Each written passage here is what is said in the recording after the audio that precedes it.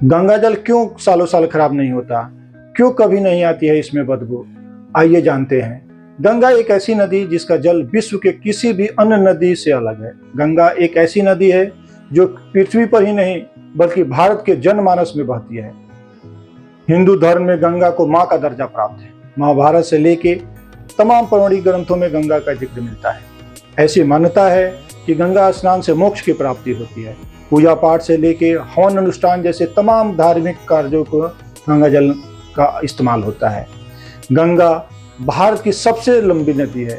गंगा नदी उत्तराखंड, उत्तरकाशी जिले से गंगोत्री से निकलकर उत्तर प्रदेश, बिहार, झारखंड और पश्चिम बंगाल में होते हुए बांग्लादेश की खाड़ी में 2525 किलोमीटर तक का सफर तय करती है। आइए जाने गंगा जल का रहस्य।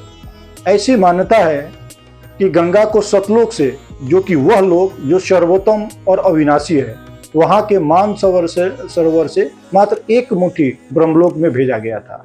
ब्रह्मलोक यानी ब्रह्मा, विष्णु, महेश का लोक, और वहां फिर से वो विष्णु लोक में आई और फिर आई शिवलोक के जटा कुंडली नामक स्थान पे।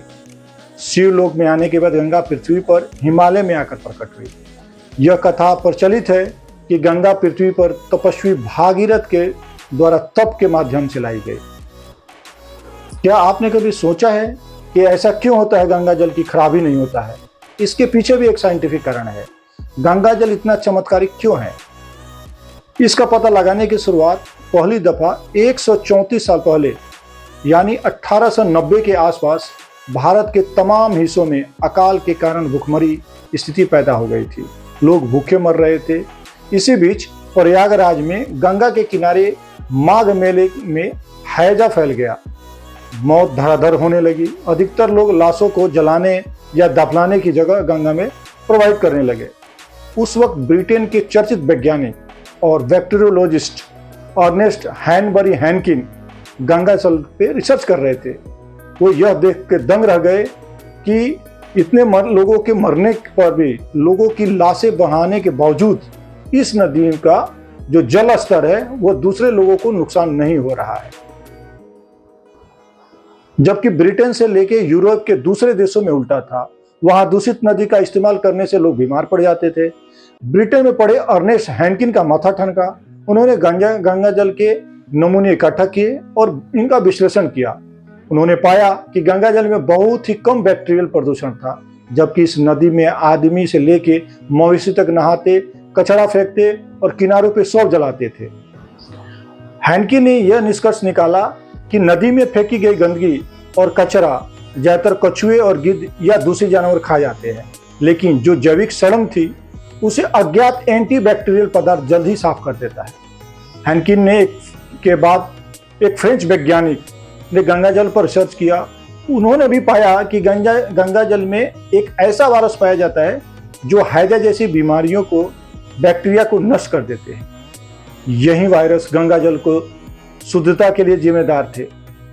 इस वायरस को निंजा वायरस कहा गया। साइंस फैक्ट्स के मुताबिक गंगा जल में निंजा वायरस के अलावा और भी कई तरह के वायरस पाए जाते हैं जो बीमारी पैदा करने, बैक्टीरिया से लड़ने, और इन्हीं वायरस के चलते गंगा जल में कभी बदबू इस समस्या को आने ही नहीं देती है। आइए समझते हैं कि गंगा जल सड़ता क्यों नहीं। गंगा जल में करीब 1000 तरह के बैक्टीरियोफेज पाए जाते हैं जो बैक्टीरिया को नष्ट करने वाले वायरस हैं। साइंस फैक्ट्री की एक रिपोर्ट के मुताबिक दूसरी नदियों में भी बैक्टीरियोफेज पाए जाते हैं, लेकिन इनकी संख्या कम होती है। जैसे जमुना या नर्मदा नदी में 200 से कम प्रकार के ही बैक्टीरियोफेज पाए जाते हैं।